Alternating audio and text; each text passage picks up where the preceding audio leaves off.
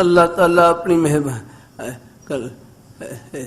کل یا پرسوں ہمارے بڑے حضرت خواجہ خان صاحب رحمہ اللہ تعالیٰ ان کے ایک بزرگ خلیفہ تشریف لائے ہوئے، حضرت خلیفہ تشریف لائے ہوئے فرمائے لگے، فرمائے ایک روایت میں آتا ہے کہ روز محشر میں فرمائے تمام اعمال کو تولا جائے گا اور ایک عمل کے بارے میں کہا جائے گا کہ فرمائے اس کو باہر رکھیں تول سے، اس کو تولا نہیں جا سکتا، اس کو تولا نہیں جا سکتا۔ فرمایا وہ کون سا عمل؟ فرمایا وہ صبر والا عمل ہے، صبر والا عمل۔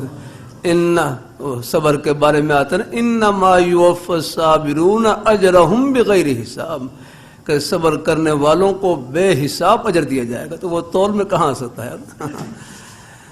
اللہ تعالیٰ اپنی مہربانی فرمائے، اللہ تعالیٰ اپنی بارگاہ مقبول فرمائے۔ پھر صبر کے کئی موقع ہوتے ہیں صبر کے، ایک ہے صبر فی المصیبت، مصیبت میں صبر کرنا ہے،